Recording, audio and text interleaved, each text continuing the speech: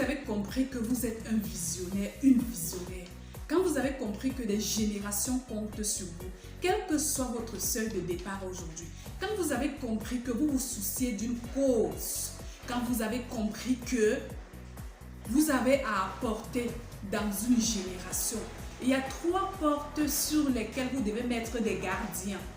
Il y a 3 portes que vous devez surveiller avec beaucoup de précision, avec beaucoup de finesse, avec beaucoup d'attention. Je vous dis, et avec beaucoup d'intention. Ok? Pour des personnes qui ne me connaissent pas, je suis Edith Nougat, je suis business coach, je suis coach en expression et en développement des potentiels aussi. Sur nos plateformes, on parle business, leadership, vente, communication vente. Moi, j'aime négocier. Alright? Donc, si un de ces sujets vous intéresse, n'hésitez pas à activer la cloche de notification. Sur mon profil personnel, je suis en train de faire le ménage. Excusez-moi vraiment parce qu'on a droit qu'à 5000 abonnés. En attendant que je me crée un nouveau profil, vous pouvez cliquer sur la cloche de notification, suivre pour qu'on soit abonné. On est amis depuis, je vais donner la latitude à d'autres personnes de se connecter à moi, alright? Pour qu'on partage, on est là pour partager. Je suis là pour vous servir. C'est vraiment ma motivation de chaque jour. Alors, la première porte sur laquelle vous devez veiller, c'est votre bouche. Je vous assure, même sous forme de blague, faites attention aux paroles que vous prononcez vous concernant. Je suis en train de parler aux visionnaires, je ne parle pas aux gens qui sont là pour essayer si ça va donner ou ça ne va pas donner. Je ne suis pas là pour des suiveurs. Je ne suis pas là pour ceux qui veulent faire l'à peu près. Je suis là pour les visionnaires. Je suis là pour ceux-là qui se soucient d'une génération. Je suis là pour des gens qui ont la niaque de voir le changement dans notre génération, dans notre Afrique. Oui, c'est de ça dont c'est la question, ok? Alors, ce qui sort de votre bouche prend effet, que vous le vouliez ou pas, même si c'est des blagues. Il y a une dame avec qui je suis en train de travailler, dernièrement, je lui demandais, essaie de me décrire ton langage à longueur de journée. Et elle me disait comment, il y a des moments, elle fait des blagues en disant, en appelant ses sœurs feignants, vauriens et vice-versa. Je lui ai dit, sous aucun prétexte, ne répète plus ça. Et la preuve en est qu'aujourd'hui, elle a du mal à se déployer. Elle sait qu'elle a beaucoup de potentiel. Mais elle n'y arrive pas parce qu'en fait, ces expressions prennent corps. Ça bâtit une réalité. Je vous le dis que vous le vouliez ou pas. La Bible vous dit, la vie et la mort, c'est au pouvoir de la langue. Mais vous avez tendance à vous dire que la mort, c'est quand on vous a coupé la tête. Ou bien la mort, c'est quand vous êtes dans un cercueil. Les amis, la mort, c'est dans chaque domaine dans lequel vous avez des frustrations.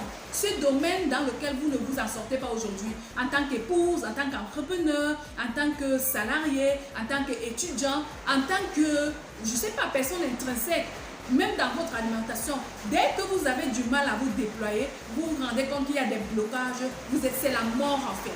C'est ça qu'on appelle la mort. Et les paroles que vous sortez de votre bouche sont capables de produire ce résultat. Yes. Ok? Deuxième porte sur laquelle vous devez veiller. Je reviens sur la porte de la bouche. Il y a certaines personnes parmi vous, vous finissez de prier le soir. Ah Seigneur, je prie, bénis mon entreprise. Et puis vous dites Amen. Le lendemain, dès que quelqu'un vous demande comment ça va, comment va le business, si vous êtes la première personne à dire c'est dur. Le business est dur, ça ne va pas vraiment. Franchement, je ne m'assors pas, c'est bloqué, le pays va mal, nanani, nanana. Mais vous avez annulé la prière de la veille. Ok? Dans le développement personnel, on vous encourage à faire des affirmations positives. Vous pensez que c'est anodin? En ce qui concerne le spirituel, on va vous encourager à faire des déclarations. Des déclarations. Et dans la religion, on vous encourage à faire des déclarations prophétiques. Alright? Ce n'est pas anodin, les amis. La parole crée votre réalité. Limite, à un moment donné, la parole crée votre réalité. Ok? Voilà. Deuxième porte sur laquelle vous devez veiller, c'est votre caractère. Vous ne pouvez pas être une personne qui espère les hauts standards. Mais vous êtes toujours en train de faire, n'est-ce pas, des choses, des bas standards. Je vais vous prendre un exemple concrètement.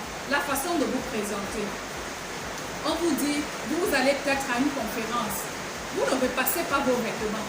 Donc vous vous levez le matin, vous prenez vêtements que vous trouvez, vous le portez. Et vous voilà en train d'aller à la conférence. Débrailler. Ça, c'est un caractère qui est déjà en train de vous étiqueter. Parce que oui, l'homme juge à l'apparence, les amis. Ok? Je ne vous demande pas d'aller acheter les vêtements chers pour être beau ou belle, non. Mais prenez au moins la peine de repasser celui que vous voulez porter. Soyez présentable.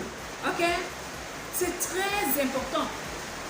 Votre caractère, par exemple, qui peut également plomber votre capacité à vous développer à haut standard, c'est votre façon de vous exprimer. Vous vous exprimez comme si vous étiez au quartier avec monsieur et madame tout le monde, comme si vous étiez peut-être en famille avec vos frères et autres. Non, mais je suis désolée. Il faut commencer intentionnellement à développer votre façon de vous exprimer. Intentionnellement, ça s'apprend. On ne naît pas orateur ou artiste de la parole. On apprend. Allez vous former en prise de parole. Allez vous former. Ok? Très important. Un autre caractère qui est capable de vous plomber ou alors comme exemple, c'est que vous n'aimez pas la lecture. C'est quel type d'entrepreneur? Essayez un peu de demander autour de vous. Un entrepreneur à succès qui n'a pas aimé la lecture. C'est faux. Si vous n'aimez pas la lecture, mettez même ça en prière d'anglais. Vous ne pouvez pas, même si vous faites toutes les formations au monde, vous serez obligé d'aimer la lecture. Parce que dans la lecture, il y a des non-dits que vous ne trouverez jamais dans les formations. Il y a les vraies vérités dans la lecture en fait. Ok? Voilà. Troisième porte sur laquelle vous devez véritablement mettre un gardien que vous ne devez pas prendre à la légère, c'est la porte de votre cœur. Quel type d'information entre dans votre vie à l'endroit de journée? Moi, personnellement, je ne regarde pas le journal. Je le dis, tout le monde, en fait, parce que je connais mon niveau, mon état émotionnel. Je connais déjà les stratégies que j'ai mis sur pied pour n'est-ce pas, améliorer le fonctionnement de mon système émotionnel. Donc, je ne me vois pas encore à la hauteur de m'exposer au journal chaque jour. Si je veux une information, je vais aller chercher sur Internet. Je vais m'exposer à un type d'information. Ok? Même dans le cadre médical, lorsque vous tombez malade, vous faites de l'automédication parce que vous dites que ça peut aller. Mais à un moment donné, vous vous rendez compte que ce n'est pas mon niveau. Qu'est-ce que vous faites? Vous allez quitter l'environnement de votre maison, l'environnement de votre automédication pour aller à l'hôpital pendant un bon bout de temps. Vous soignez avant de rentrer à la maison. Qu'est-ce que ça signifie? Ça signifie tout simplement que si vous n'êtes pas capable de gérer les informations, parfois qui ne sont pas toujours favorables pour vous, les informations du journal. Le journal est toujours en train de vous dire ce qui n'a pas marché le plus souvent. Si vous n'êtes pas capable de supporter cela, arrêtez de regarder le journal, les amis. Arrêtez tout simplement. Avoir l'information du nombre de morts dans votre ville, dans votre pays, dans le monde, ça ne vous ajoute à rien au développement de votre potentiel. Laissez d'abord ça.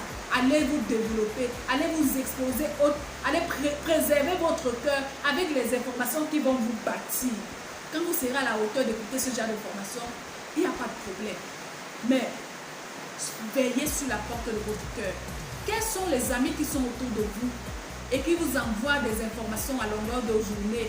Si ces amis vous envoient des pics et sont toujours en train de vous blesser, s'il vous plaît, faites un décalage. On ne vous le dira jamais assez, les amis. Lorsque vous êtes déboussolé, lorsque vous êtes mal émotionnellement, ça plombe votre capacité de créer, votre créativité en fait. Ça plombe votre épanouissement personnel. Ça plombe votre vision. Ça plombe vos rêves. Ça absorbe vos rêves. Ok? J'espère que cette vidéo a aidé quelqu'un. N'hésitez pas à la partager. À très prochaine pour une nouvelle capsule de vidéo. N'hésitez pas à nous contacter si vous avez besoin.